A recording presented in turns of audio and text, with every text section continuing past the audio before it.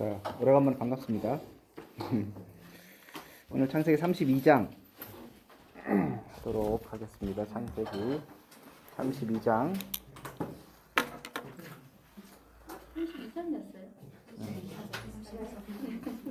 제가 잘못 알았는 줄 깜짝 놀랐어요. 자, 창세기 32장을 한번 볼 텐데요. 네. 누가 한번 읽어주시면 좋을 것 같은데요. 창세기 32장. 한 분이 힘드시면 두 분이 협업하여 읽으셔도 좋고.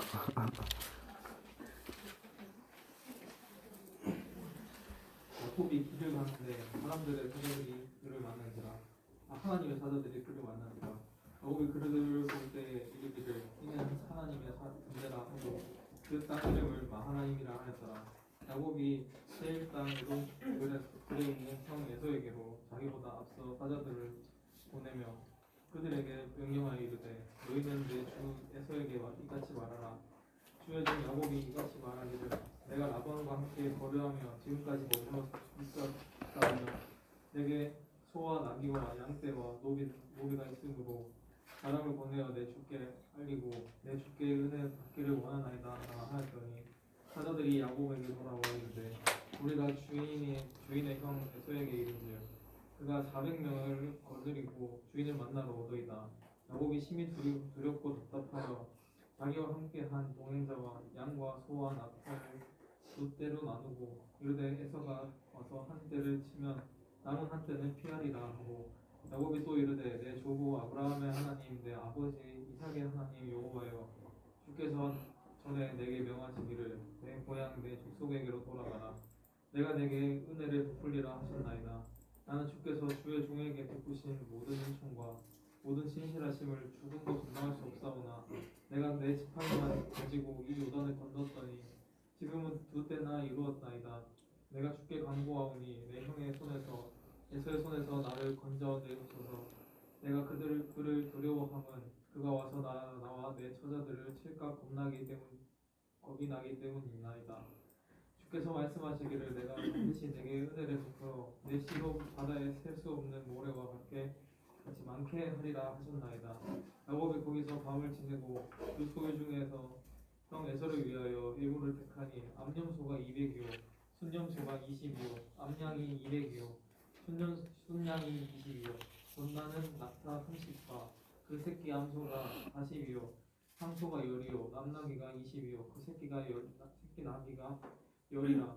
그것을 각각 때로 나누어 종들의 손에 맡기고 그의 종에게 막 이르되 나보다 앞서 건너가서 각 때로 거리를 두게 하라 하고 그가 또 앞선 자에게 명령하여 이르되 내 형 에서가 너를 만나 묻기를 내가 누구의 사람이며 어디로 가느냐 내 앞에 것은 누구의 것이냐 하거든 대답하기를 주의 종 야곱의 것이요 자기가 자기 주 에서에게로 보내는 예물이오며 야곱도 우리 뒤에 있느니라 하고 그 둘째와 셋째와 각 때를 따라가는 자에게 명령하여 이르되 너희도 에서를 만나거든 곧 이같이 그에게 말하고 또 너희는 말하기를 주의 종 야곱이 우리 뒤에 있다 하라 하니 이는 야곱이 말하기를 내가 내 앞에 보내는 예물로 형의 감정을 푼 후에 대면하면 혹시 형이 나를 받아주리라 함이었더라. 그 예물은 그의 앞서 보내고 그는 무리 가운데서 밤을 지내다가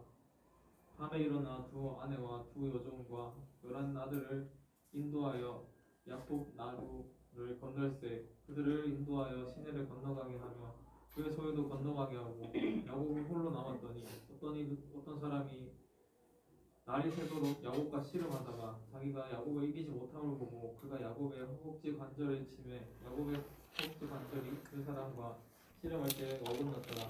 그가 이르되 날이 새려하니 나로 가게 하라.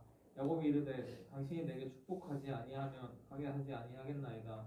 그 사람이 그에게 이르되 내 이름이 무엇이냐. 그가 이르되 야곱이나이다. 그가 이르되 내 이름을 다시는 야곱이라 부를 것이 아니요 이스라엘이라 부를 것이니 이는 내가 하나님과 및 사람들과 겨루어 이겼음이니라. 야곱이 청하여 이르되 당신의 이름을 알려주소서. 그 사람이 이르되 어찌하여 내 이름을 묻느냐 하고 거기서 야곱에게 축복한지라. 그러므로 야곱이 그곳 이름을 브니엘이라 하였으니 그가 이르기를 내가 하나님과 대면하여 보았으나 내 생명이 보존되었다 함이더라. 그가 브니엘을 지날 때 해가 돋았고 그의 허벅다리로 말미암아 절었더라. 그 사람이 야곱의 허벅지 관절에 있는 둔부의 힘줄을 쳤으므로 이스라엘 사람들이 지금까지 허벅지 관절에 있는 둔부의 힘줄을 먹지 아니하더라. 아멘. 감사합니다. 자, 이제 야곱이 에서를 만나기 직전의 상황입니다. 그 앞에는 라반의 집에서 떠나는 장면이었는데 이제 떠날 때 이제 매끄럽지 못했어요. 그죠? 도망가듯이 도망갔고 하나님의 보호하심 이런 것들에 대해서 제대로 야곱이 믿지 못하는 상황. 그렇지만 어떻게 보면 상황이 바뀌어서 야곱이 오히려 큰 소리 치고 나갈 수 있는 그런 상황이 됐죠. 자, 이제 라반이라는 문제는 해결됐어요. 그런데 제일 큰 문제가 남아 있습니다. 에서라는 문제고요. 그래서 이제 이 에서의 문제를 어떻게 야곱이 해결하는가의 얘기가 오늘 본문의 이야기라고 볼 수 있겠습니다. 자, 고향으로 이제 돌아가는 그 길에 보면 이제 창세기 32장 1절과 2절에 보면 하나님의 사자들을 만났다고 되어 있습니다. 그죠? 근데 요 하나님의 사자를 만난 얘기가 야곱이 베델에서 여호와의 사자를 만나는 거, 하나님 사자를 만나는 거를 이제 떠올리게 합니다. 그러니까 지금 고향을 떠나서 그 라반에게로 들어갈 때 그때 여호와의 사자를 만나고 그 다음에 그 라반을 떠나서 이제 다시 고향으로 돌아갈 때 여호와의 사자를 만나죠. 그게 이제 다 묘하게 겹친다고 볼 수 있겠죠. 그러면 이제 우리 비교를 한번 해볼 필요가 있는데 차이가 좀 있습니다. 무슨 차이인가 하면 베델에서는 되게 그것이 자세하게 기록되고 그것이 여호와의 사자이고 뭔가 하나님을 만나는 어떤 통로가 되는 사닥다리 왔다 갔다 하면서 하나님께서 야곱에게 말씀을 주시죠, 그죠? 약속을 주시는 장면이 앞에 내용이 있습니다, 그죠? 그런데 오늘 요 본문에서는 그런 내용이 없어요. 그냥 아주 단순하게 길을 가는데 하나님의 사자를 여호와의 사자를 만난지라 야곱이 그들을 볼 때 이르기를 이는 하나님의 군대라 하고 그 땅 이름을 마하나임이라 했다라고 하고 끝나요. 그래서 앞의 내용과는 하나님의 약속도 없고 뭔가 만나긴 만났는데 그리고 야곱도 이것이 하나님의 군대임을 인식을 해요. 인식을 하는데 정확하게 이것이 어떤 의미인가는 성경에 나오지 않습니다. 그러니까 우리가 항상 제가 객관적으로 보라고 선입관을 좀 버리라고 말씀드리잖아요. 자, 이 본문을 보면 이 하나님의 군대, 그러니까 두 떼이고 마하나임이 두 떼들이니까 인원이 많았던 것 같아요. 여호와의 사자가. 그래서 군대라고 인식한 거죠. 자, 그러면 이 군대가 야곱을 위하는 군대입니까? 야곱을 대적하는 군대입니까? 아니면 진항하는 군대입니까? 본문에는 아무런 설명이 없어요. 우리는 그냥 하나님의 여호와의 사자, 하나님의 사자니까 야곱을 지켜주는 군대, 뭐 그렇겠죠, 그죠? 그렇게 충분히 예상은 할 수 있지만 앞에서 베델에서 얘기했던 그런 유의 그런 여호와의 사자는 그런 이미지는 아닌 거죠. 야곱이 어떻게 느꼈는지도 별로 나오지 않고 그냥 많다, 두 떼다, 그리고 그냥 지나가 버려요. 그 여호와의 사자를 만난 후에 뭐 예를 들면 다시 믿음을 뭐 되새긴다든지 하나님 나를 보호하신다든지 이렇게 좀 뭐 변화가 일어난 그런 게 아니고 그냥 하나님 여호와의 사자 봤다 끝이니까 굉장히 앞의 내용하고는 조금 다른, 베델에서 우리가 늘 뭐 베델에서 하나님 베델로 돌아가자 이런 얘기하는 그 베델과는 지금 여기서 나오는 여호와의 사자 하나님의 사자하고는 조금 이제 의미가 다르다기보다는 모호한 거죠. 그래서 오늘 본문은 뒤에서 말씀드리지만 다 모호해요. 해석하기가 어려워요. 그리고 성경 본문도 이것을 명확하게 다 얘기를 해주지 않습니다. 그래서 그런 부분들 한번 살펴볼 필요가 있습니다. 자, 그래서 야곱을 만난 하나님의 사자가 정확하게 어떤 존재인지, 어떤 태도를 야곱에게 보이는지가 언급되어 있지 않습니다. 사자를 보고 하나님 군대라고 인식했고, 이는 많기 때문이지만 이들이 어떤 존재인지는 나오지 않죠. 그런데 또 뒤에 보면 뭔가 여호와의 사자를 만났는데 그와 씨름을 하죠. 그러니까 그거하고 이어보면 이 군대가 반드시 그냥 야곱을 보호하고 뭐 이렇게 좀 친근하게 대하는 그런 게 아닐 수도 있다는 느낌도 드는 거예요. 애매하다는 겁니다. 자, 이렇게 이제 만나고 나서 야곱은 에서에게 사자들을 보내죠. 하나님은 야곱에게 하나님의 사자를 보냈습니다. 그죠? 그래서 마하나임을 얘기했고요. 야곱은 에서에게 하나님의 사자를 보냅니다. 자, 여기서도 보면 베델하고 비교됐죠?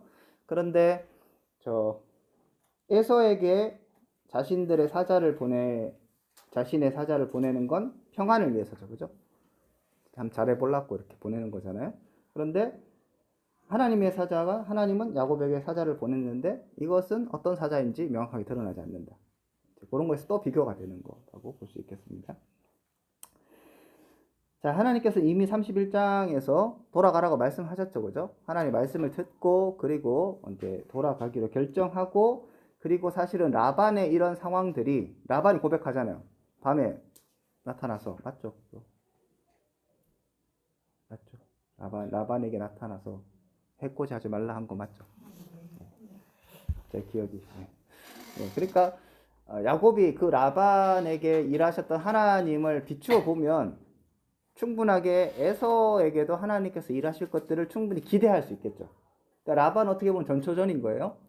굉장히 무난하게, 그리고 뭐 야곱은 알지 못했지만 우리 독자들로 하여금 지금 라헬이 잘못한 그 일이 있음에도 불구하고 그 일이 덮어지고 뭔가 하나님 보호하심이 있고 굉장히 해피엔딩으로 잘 끝나는 이런 것들을 봤을 때 다음에 이어질 에서의 그 문제도 하나님께서 보호하실 것들을 충분히 기대할 수 있는데, 그런데 우리가 아는 것처럼 기대는 하지 않는 것 같습니다. 그죠? 그래서 야곱은 이제 하나님의 명령, 이것들을 깊이, 그러니까 하나님이 도우시고 보호하시는 것들에 대해서 제대로 인식하지 못하는 것 같습니다.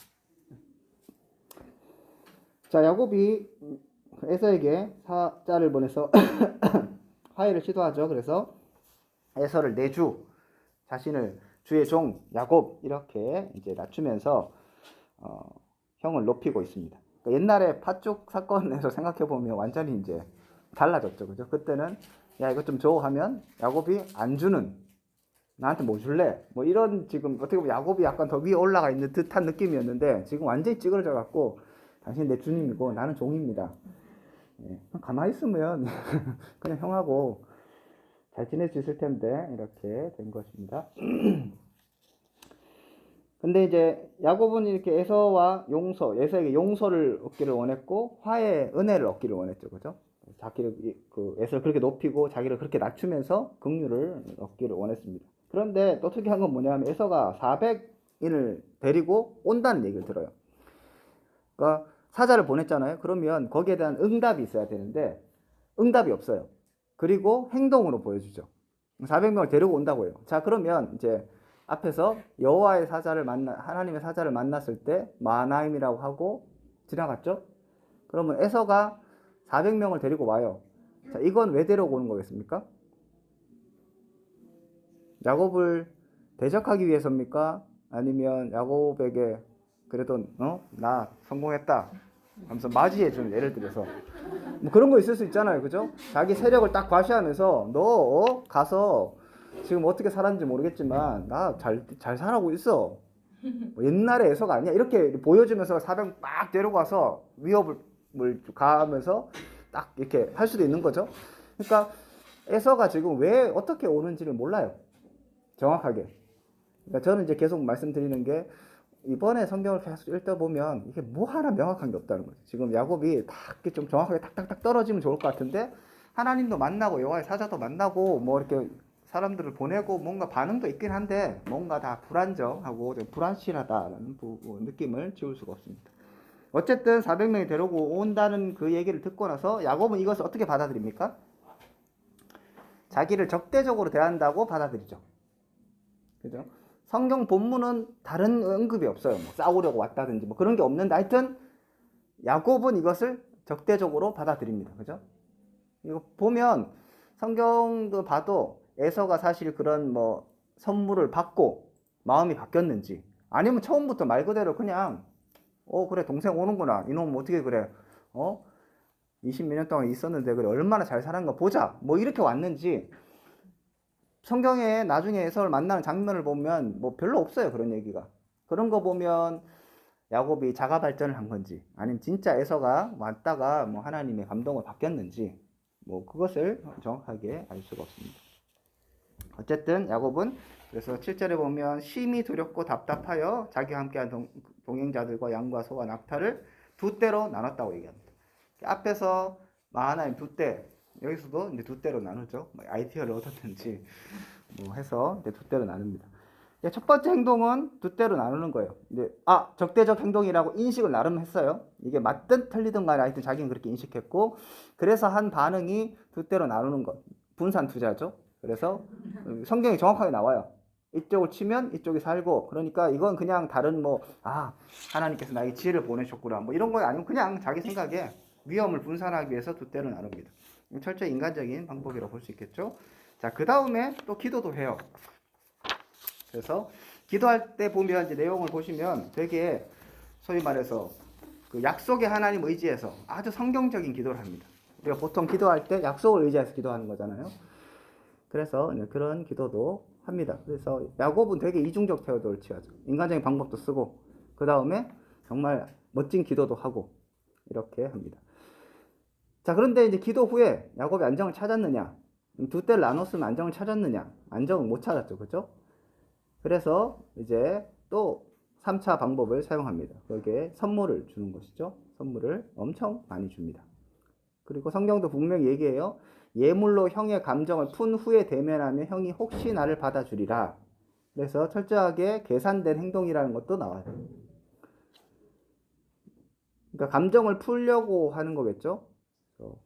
정말 내가 예전에 형한테 참 못쓸 짓 했다. 그래서 주는 건 아니고요. 감정 풀어서 일단 나 죽이러 오는 저 형 마음을 일단 누그러뜨려야 되겠다. 이렇게 합니다. 자, 그런데 이렇게 하고도 또 불안해요. 그래서 야곱이 밤을 지새운다고 성경이 얘기해요. 그죠? 잠을 못 자는 거죠. 그래서 기도했지만 마음의 평안이라 확신을 얻지 못합니다. 그럼 앞에서 했던 마하나임 두 여호와의 사자를 만나는 거나 그 다음에 자기가 나름대로 했던 형에게 친서를 보내고 그 사자를 보내고 그 다음에 선물을 보내고 뭐 이런 것들에 있어서 야곱에게 안심을 주지 못합니다. 자, 그래서 불안한 야곱은 밤에 자신들의 무리를 야복강나루를 건너게 하고 그는 홀로 남아 있습니다. 야곱이 이제 야복강을 건넜는지 안 건넜는지 잘 몰라요. 근데 홀로 남아 있습니다. 자, 이제 홀로 남은 이 야곱에게 이제 정말 뜬금없이 어떤 사람이 찾아와서 씨름을 합니다. 그죠? 이것도 좌우 설명이 없어요.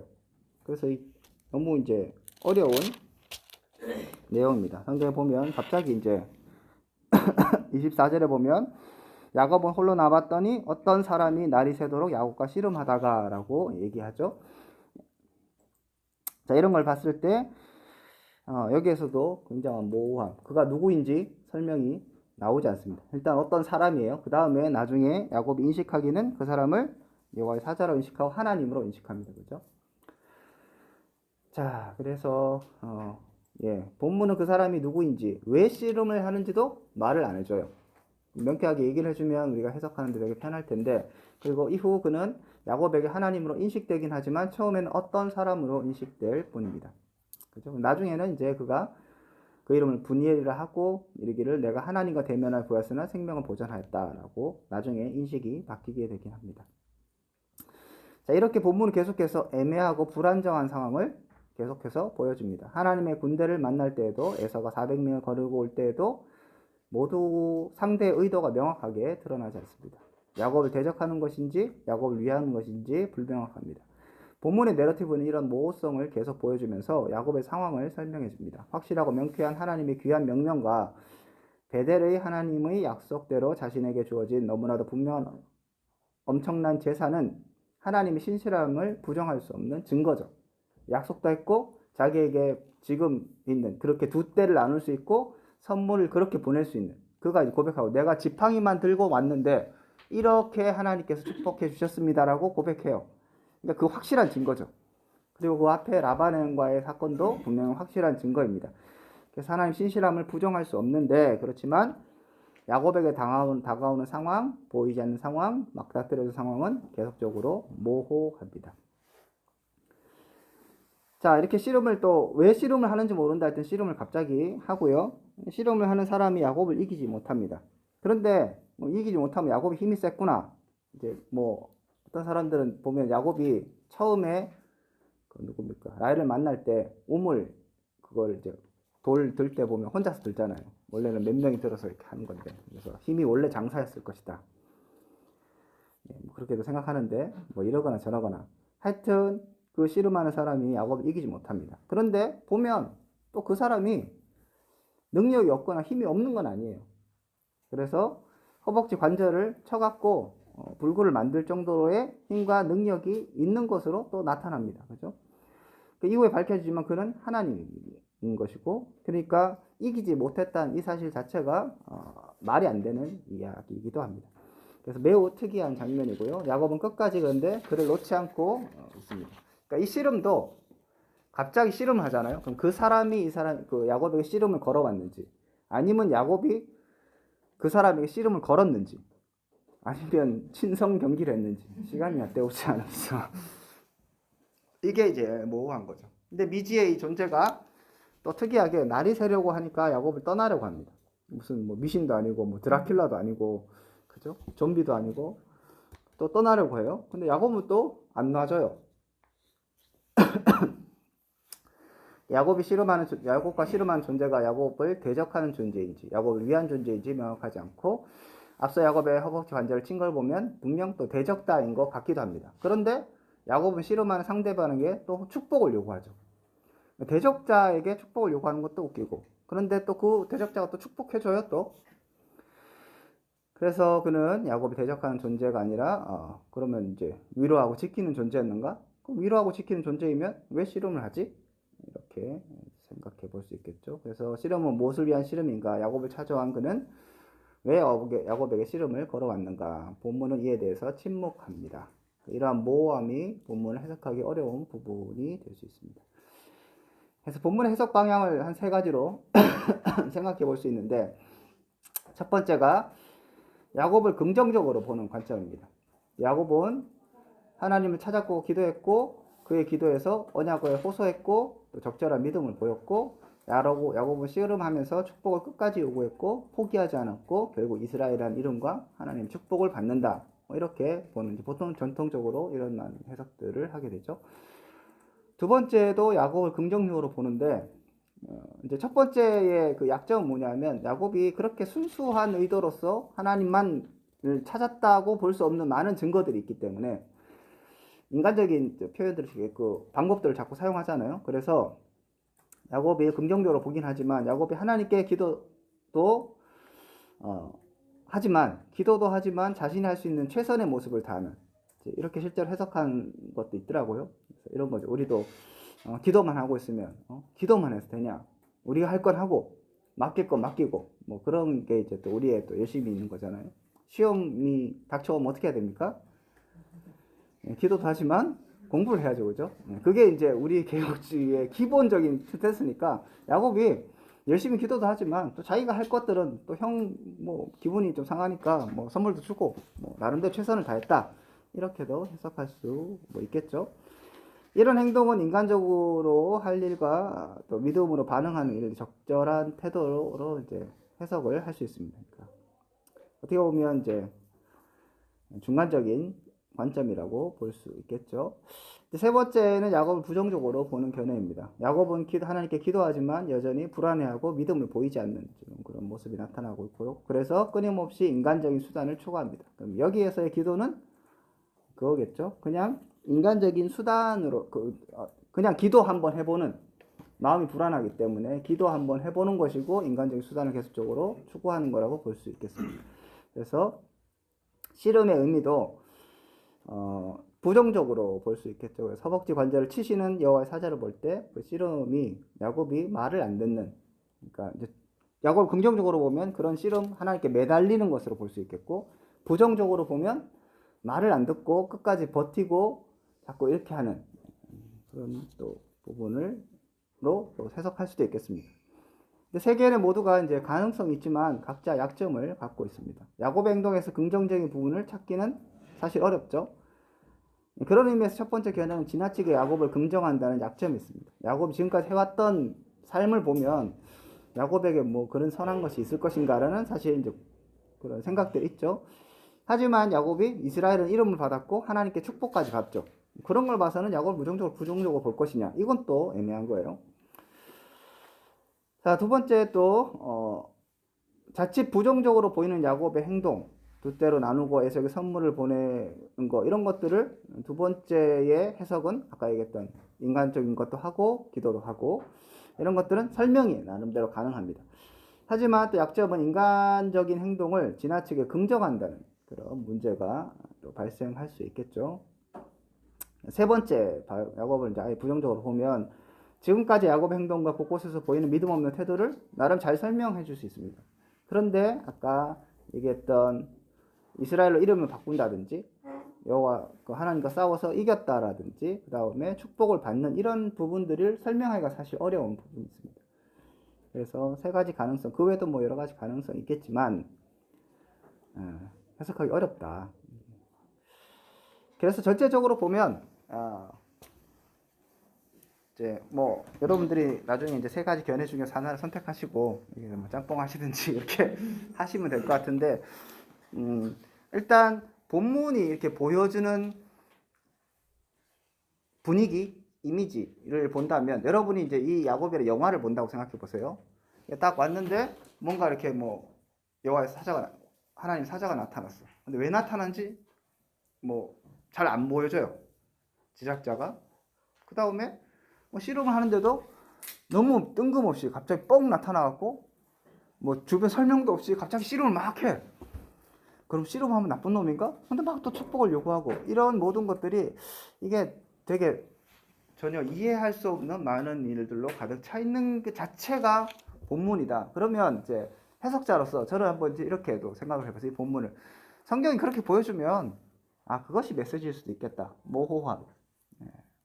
그러니까 제가 늘 말씀드리지만 성경이 말하는 데까지 말하고 성경이 침묵하는데 침묵하는 것이 해석자의 기본 자질인 것이죠.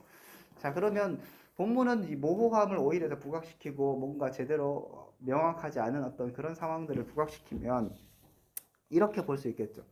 야곱이라는 그 한 사람, 이 사람 부정적으로 보든 긍정적으로 보든 간에 인생에 있어서 최대의 어떤 나름의 위기이잖아요.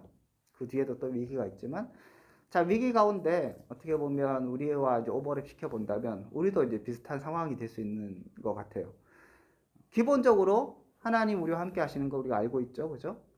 그리고 우리가 하나님 보호하심이 있다는 것도 알고 있습니다. 그런데 막상 그 문제에 닥쳤을 때, 소위 말해서 이제 400명이 온다라고 들었을 때, 이제 이게 잘 안 믿어지는 거죠. 보호하신다는 건 뭐 알겠는데, 아니 400명을 데리고 오는데 이걸 어떻게 그냥 형이 그냥 나 만나러 환영 파티 하시고 정말 400명 많이 데리고 오네, 이렇게만 생각할 수 있겠어요. 이게 이제 굉장히 본인 스스로가 결정하고 하는데 되게 어려운 부분인 것이죠. 그 뒤에도 다 마찬가지예요. 나름 분명히 응답도 받고 어떻게 해야 될지 알고 있지만, 그래서 기도하고 언약을 하나님 앞에 내 보이면서 하나님 나를 도와주십시오라고 얘기하지만 결국 돌아서서는 여전히 불안한 거죠. 그런 이제 불안하고 모호한 야곱의 실존, 그래서 어떻게 할 바를 알지 못하는 야곱. 그래서 뭔가 씨름을 하긴 하는데 도대체 이게 왜 어떻게 해야 되는지도 모르겠는데 하여튼 자기는 너무 답답하니까 열심히 막 씨름을 이제 하고 있는 상황. 그런 것 자체가 이제 메시지가 될 수도 있겠다는 생각합니다. 설교의 방향을 한번 생각해 보면 본문은 분명한 하나님의 약속과 말씀을 뒤로 하고 에서를 만나야 하는 현실 속에서 불안해하는 하고 믿음을 발휘하지 못하는 야곱을 보여준다. 모든 것이 모호하고 애매하다. 아니, 분명한 약속과 지금까지 인도하신 분명한 은혜가 야곱에게 경험되었지만 그 경험은 에서 앞에서 힘을 발휘하지 못한다. 이것이 우리 믿음의 현주소일지 모른다. 하나님의 약속을 붙들고 기도했지만 여전히 불안해서 홀로 남아 전진하지 못하는 야곱과 같은 모습이 본문을 통해서 드러납니다. 결국 그러면 우리가 해야 될 것은 뭐냐? 이 본문에서는 그런 야곱의 현실, 믿음을 갖고 있기는 한데 그 믿음이 실제 문제 앞에서는 잘 발휘되지 않고 그 믿음이 나의 깊은 곳으로 나와서 마음에 평안을 주지 못하는 믿음인 것이죠. 머리로 알고 있지만, 그리고 얼마 전에 방금 전에 경험했지만, 우리도 그렇잖아요. 뭐 간증하라면 또 썰을 풀려면 또 몇 박 며칠 다 쓰실 있지만, 당장 오늘의 나에게 문제에 있어서는 또 불안하고, 기도하죠, 그죠? 여기서 기도 안 하는 사람이 어디 있겠어요? 기도를 해. 기도 후에 평안이 와야 되는데, 기도를 시컷 했는데 어떡하지? 또 그런 거죠. 모호하고 애매하고, 하나님 살아계신 걸 내가 부정하는 건 아니고, 지금 야곱은 하나님 말씀에 순종하여 돌아가고 있잖아요. 안 그랬으면 그냥 어디 뭐 제3의 국으로 토껴도 되는 거죠. 지금 가고 있어요. 가고 있는데 불안해. 최선을 다해서 나름대로의 뭔가를 해보지만 여전히 불안한 거라고 볼 수 있겠죠. 그래서 그 모호함 자체가 오늘 본문의 메시지며, 결국은 우리는 이런 모호함을 드러내면서 성도들에게 우리가 다 믿음이 없다. 왜 할래? 결국은 주님 의지할 수밖에 없다라고 다시 권면할 수밖에 없는 거죠. 야곱을 예를 들어서 이렇게 막 얘기한다고 해서 그럼 야곱이 갑자기 믿음이 생깁니까? 이런 거 있잖아요. 옆에서 그래 다 잘 될 거야. 기도해보자. 이렇게 얘기했을 때 뭐 저는 그래 솔직히 여러분 그 위로가 되던가요? 나는 지금 걱정돼 죽겠는데 잘 될 거야. 그 얘기가 맞지? 누가 그거에서 그래 뭐 그렇지만 그거 자체가 나에게 위로가 안 되는 것은, 진리가 이미 선포되지만 위로가 안 되는 거죠. 그래서 야곱은 긍정적으로 보면 그 이제 하나님 보여주신 그 메시지를 다시 긍정적으로 해석해 보면, 하나님의 군대를 보았고 그것이 결국은 야곱을 보호하는 군대겠죠. 그리고 하나님께서 그렇게 함께 하신다는 그것들을 봤지만 이제 마음에 와닿지 않는 것이죠. 하나님의 약속을 기도하며 떠올렸어요. 그렇지만 내 마음에 다가오지 않는 거죠. 그리고 이제 뭔가 여호와 그 어떤 인물과 씨름을 하는데, 지금 그 사람과 굳이 막 그렇게 씨름하면서 할 필요가 없는 게, 하나님이라면, 여호와의 사자라면 뭐 내가 이렇게 막 애쓸 필요가 없는데, 그 사람을 대적자라고 인식하고 뭔가 이렇게 싸움을 하고 있는 거, 애쓰고 막 있죠, 그죠? 그런 것들이 이제 야곱의 모습이고 우리의 모습일 수 있다.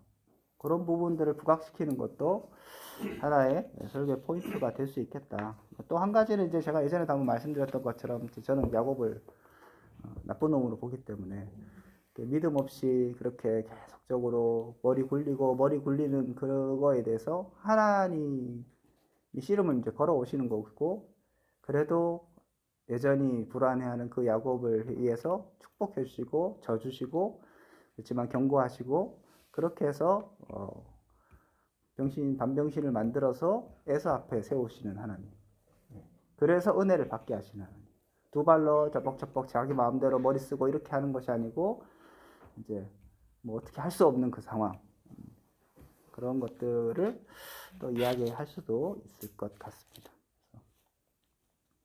모호함, 이런 해석이 낯서시겠지만 이런 것도 재밌습니다. 이렇게 얘기를 잘해야 돼요. 그래서 나도 모르겠습니다, 여러분. 이렇게 끝나면 설교 듣고 뭐 하는 거야, 장난치나 이렇게 될 수도 있는데, 이걸 잘 묘사를 해보시면 이 모호함이 인생의 우리의 모호함일 수 있다.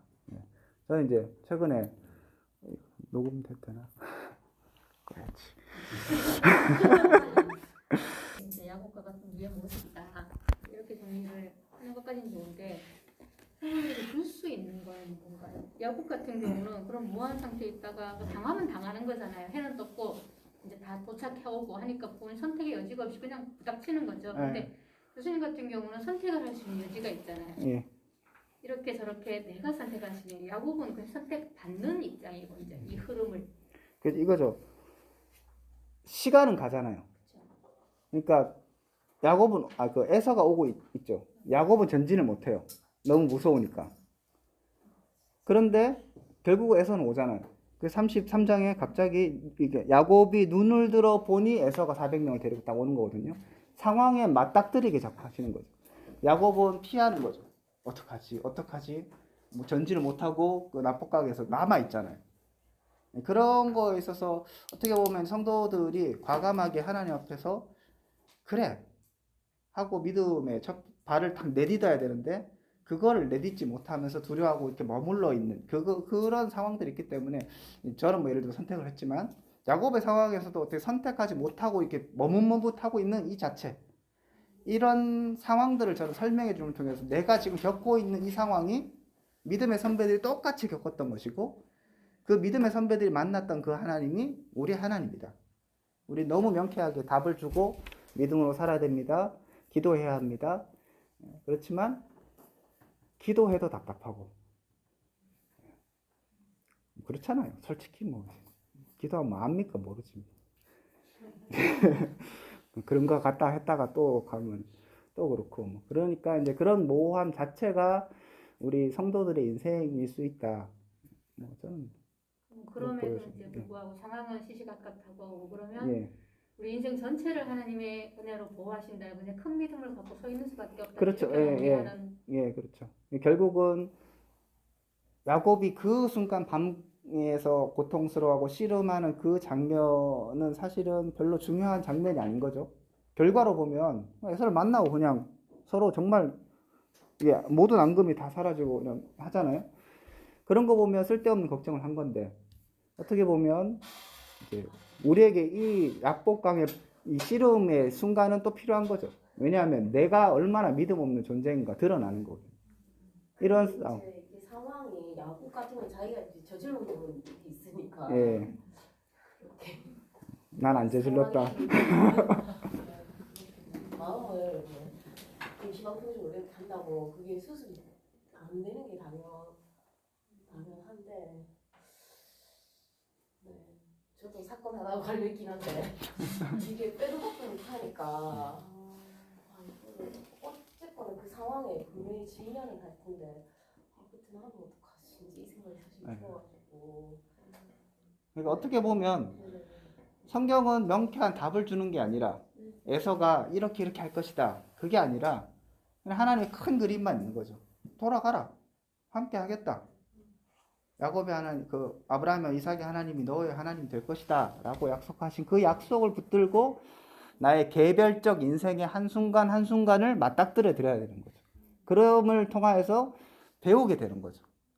나의 믿음 없음과 내가 하나님을 신뢰 못하는구나에 대한 것, 그리고 내가 정말 지혜가 없구나.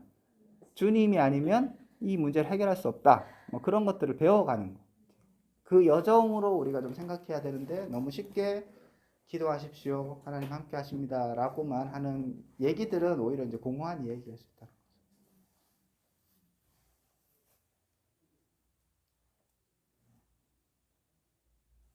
또 질문이요? 이 본문을 본문 전체의 주인공을 야곱으로 보지 말고 하나님을 관점, 하나님께 비해서 봤을 때는 그 마하나임이나 이스라엘이나 우리에게 어떤 의미로 다가올지 하나님 보시는 또 야곱은 어떻게 인식될지 그거는 전혀 잘 모르겠네요. 예. 그러니까 여기서는 하나님은 감춰져 있는 분이에요. 그러니까 모호하게 자꾸 보여주시죠. 본인이 확실하게 얘기를 해주시고, 예를 들어서 그 두 때를 봤을 때 군대 장관이 다 와갖고 걱정 마, 내가 지켜줄게. 400명 아무것도 아니야. 뭐 이렇게 하면 얼마나 든든하겠어요. 근데 그렇게 안 하시는 거죠. 야곱이 분명히 여호와의 사자와 씨름을 하고 있는데 어떤 사람이라고 처음에 얘기하죠. 나중에 대해서 내가 하나님을 만났지만 살 수 있었다라고 고백하죠. 그러니까 우리는 우리를 찾아오신 하나님, 우리에게 말씀하신 하나님의 그 메시지를 사실 몰라요. 그 순간에는. 돌아보면, 하나님 이렇게 인도하셨구나. 그럴 때가 오히려 많은 거죠. 진짜 중요한, 하여튼 정신을 못 차리고 이럴 때는 하나님께 정말 명확하게 얘기하시지만, 여러분 다 경험해 보시면 대부분의 경우에는 모호하게 다가오시는. 그래서 더 고민하게 하시고 하나님 더 의지하게 하시는 게 이제 하나님이지 않을까. 본문에서는 저는 그게 더 두드러진다고 생각합니다. 이 상황에서 지금 이제 야곱이 밤에 두 상황이 있을 수 있는데 우리가 강단에서 여러분 하나님 이런 거 함께하는 걸 많이 체험했지 않습니까? 두려워도 그냥 믿음으로 주님이 기다리면 주님이 역사하실 겁니다. 이 말을 그대로 믿어가지고 그냥 밤에 굴고 잘 잤다. 네. 그럼 이스라엘은 이랑 못 얻었겠죠? 실은 많이 쓸 것이고. 뭐 다른 또 줬을 수도 있죠. 뭐. 다른 그러면 예. 우리가 굴굴 자도록 안심을 뭐 우리 이제 설교자가 설교한다고 그걸 믿고 안심할지 모르겠지만 그렇게 섣불리 안심을 안 주는 것도 괜찮지 않아요? 실컷 두려워하도록. 하더라도 실컷 두려워서 밤에 철야하러 가도록. 예, 뭐 그런 것도 뭐 필요한데 이런 거죠. 그러니까 설교자는 해석자는 본문을 드러내는 사람이잖아요. 본문이 어떤 의미고 어떤 분위기인가를 잘 드러내서 하나님 어떤 분이고 우리가 우리의 실존이 어떤 것인가를 잘 설명하는 거라고 한다면 뭐 두려워하게 하든 뭐 이러든 간에 그냥 본문 이렇다 하면 저는 그 나름대로 사람들이 그래 나도 그런 뭐 고민이나 그런 게 있으면 공감하고 아 그렇다. 근데 이제 자연스럽게 결론을 내리겠죠. 그래 야곱이 쓸데없이 이렇게 하진 않았나. 믿음으로 반응하면 될 텐데 라고 또 깨달을 수도 있고 또 하나는 뭐 그래 믿어지기 진짜 어렵네 이렇게 하고 끝날 수도 있는 거죠. 그런 믿어지기 어렵고 평안이 내려오지 않는 그 상황 자체가 우리의 모습이라는 것들을 이제 깨닫는 게 저는 중요하다고 생각합니다. 이런 측면이 있잖아요. 우리가 노력이 사람의 그 어떠한 노력도 아무것도 아니라는 것을 노력해본 자가 느끼잖아요. 안 해보고 그걸 느낀다는 게 뭐로 아는 거고. 그쵸. 그러므로 그러니까 이제 굳이 약간 이제 노골적으로 제가 표현을 하면 야곱을 두려워하고 있는 야곱을 기도 자리로 보내야 돼요. 믿고 편안하게 자으로 보내야 되냐는 거죠. 우리가 설교자로서. 설교자로서 아니 그걸 우리가 결정할 부분이 아니고 그러니까 그 아니 여러분 함께 하십니다 하면 믿을 수 있는 거 여러분 이때는 기도할 때입니다라고 정리를 할 수도 있잖아요. 저는 이제 그런 결론이라기보다는 모호함이 주는 모호함을 드러내는 게 저는 더 모호하게만 예. 만들어 놓으라고요. 그러니까 우리가 겪고 있는 이 상황이 모호할 수 있다. 그 얘기입니다. 그 부분을 그냥 표현하고. 예, 이걸 잘 표현하긴 해야 되는데 저는 이제 좀 이런 거를 많이 하는데 결국은 제가 지금까지 들었던 많은 설교들은 맞는 얘기지만 공감되지 않는 부분, 내 실제의 삶의 현주소와 내가 겪고 있는 그 감정들과 고민들에 있어서는 큰 답은 주는데 그 상황들에 있어서는 이제 예를 들면 죄의식을 주는 내가 두려워하고 있구나. 아 믿음이 없네. 그래서 내가 잘못하고 있는 애만 자꾸 생각하게 되는 거죠. 근데 그런 것보다 오히려 그냥 우리가 잘못하고 있는 것이긴 하지만 우리는 원래 죄인이어서 그리고 나는 원래 믿음이 없었어. 이제 있는 것처럼 막 설교 듣고 아멘 아멘 하고 뭐 그렇게 해서 으쌰으쌰 하는 게 믿습니다 하는 게 아니라 없는 거지 믿음이. 그거를 드러내고 깨닫게 하고 그러면 다시 하나님 앞으로 나오지 않을까. 모호함이 주는 내 현실을 아는 것이 결국 하나님 앞에 정직하게 나가는 거라고 생각합니다. 답을 주지만 않는 쪽으로. 저는 그게 답이라는 거죠.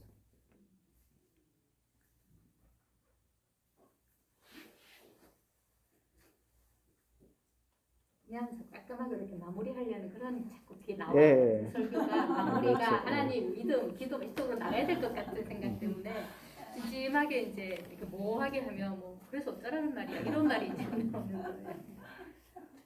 우리는 쉽게 결론을 주고 답을 줘서 성도들이 고민하고 생각하지 못하게 하고 그래서 정말 그 순간에 진짜 고민의 답을 내어야 할 그 순간에 어떻게 할 수 없는 자기도 모르겠고 미치겠는 시간이 지나면 함께 하셨다는 걸 알지만 그 순간에는 정말 한 발짝도 내딛지 못하고 이러면 죽을 것 같고 이제 그런 게 있는 거죠.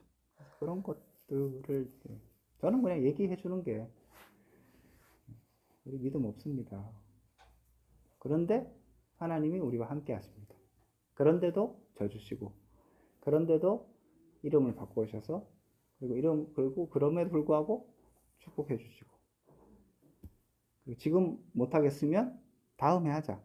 그래서 시즌2 또 넘어가서 또 디나 뭐 강남사건 나오고 또 하고 또 안 되면 또 시즌3 또 하고 끊임없이 만들어 가시는 그런 상황이 아닌가.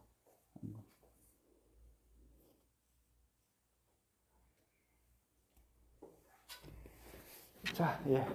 시간이 많이 됐죠. 자, 그래서 여러분들 오늘도 모호함 속에서 한번 믿음 생활을 잘 하시기를 축복드립니다. 자, 마치겠습니다. 감사합니다. 감사합니다.